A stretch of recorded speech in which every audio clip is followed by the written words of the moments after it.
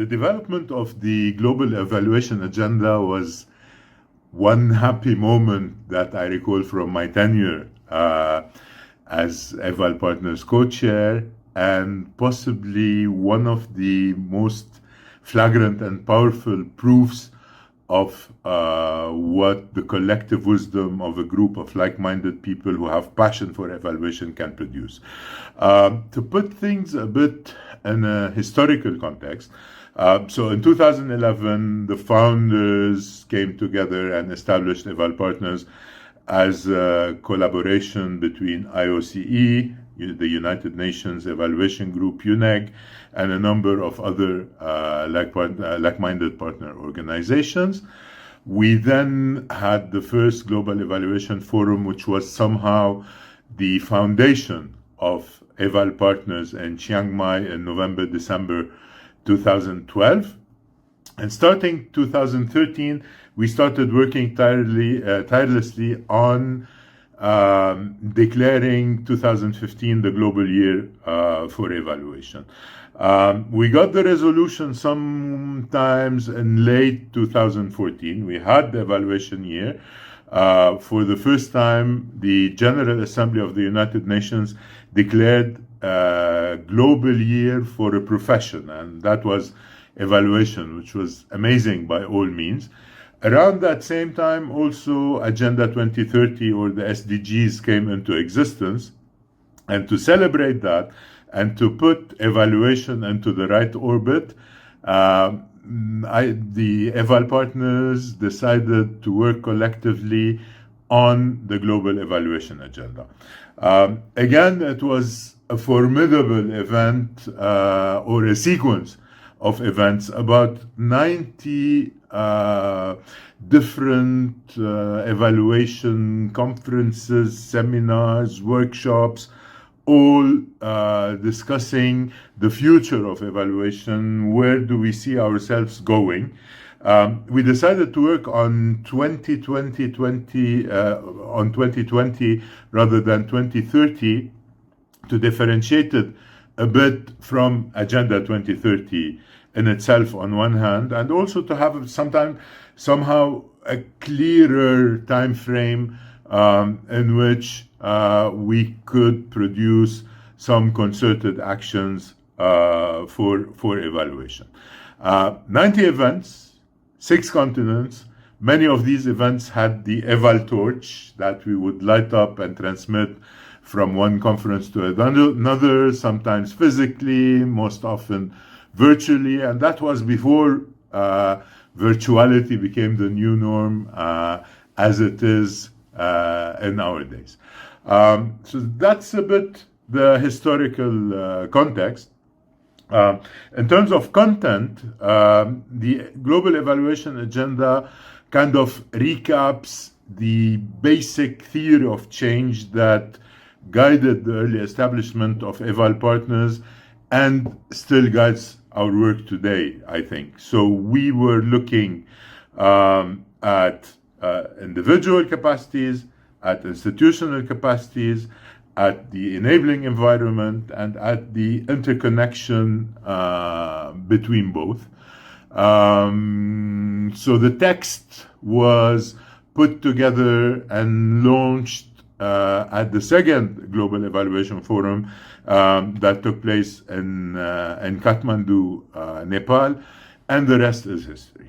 What you should know about the Global Evaluation Agenda is that it's not something that stays within the boundaries of Eval Partners itself. It's a wide encompassing vision of where we want evaluation to go and its footprint on the Eval world.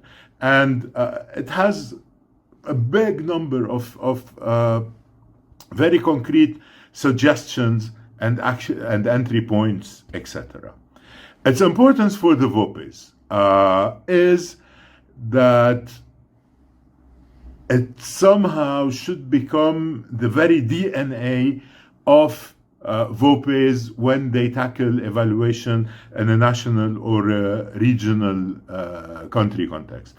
And the customization of what is in there at the global agenda, at the local level, and the series of customizations all across the globe would somehow constitute the path towards the mainstreaming, the institutionalization of evaluation, and most importantly, answering one of the key findings in the global evaluation agenda, which is that evaluation has a lot of potential, but that potential is still kind of confined within a smaller base of users and adopters, and it needs to break that bubble and become a kind of global or mainstream event.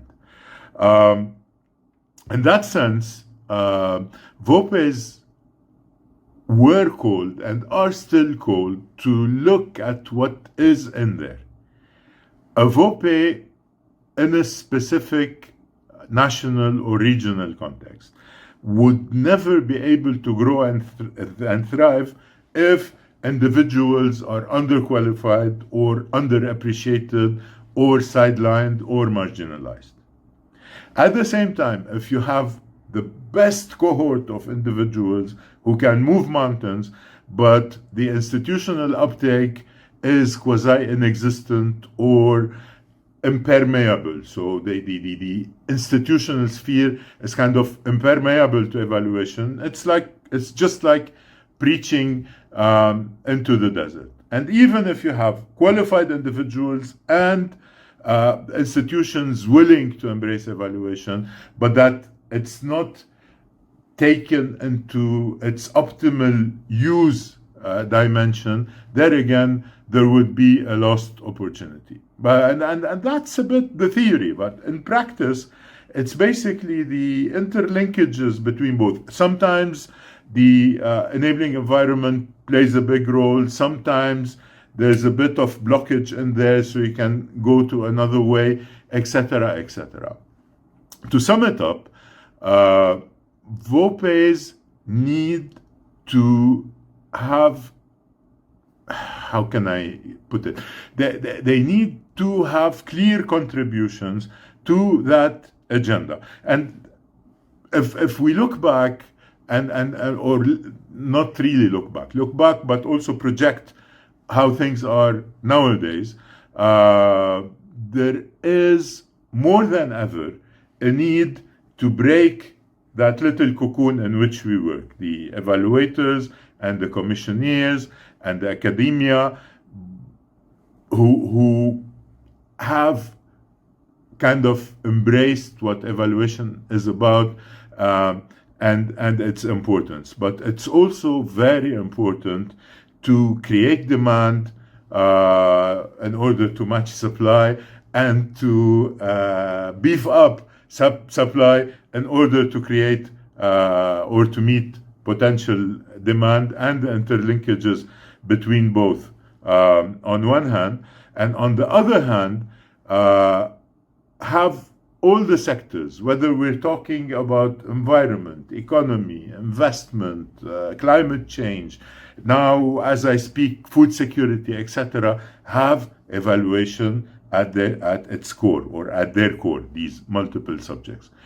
And if you go back and look into and read in between the lines and the different suggestions of the Eval Agenda 2020, there are still a lot of areas that were not properly addressed, potentials untapped, great ideas for the future. If I could single out one of them, would be the evaluation index.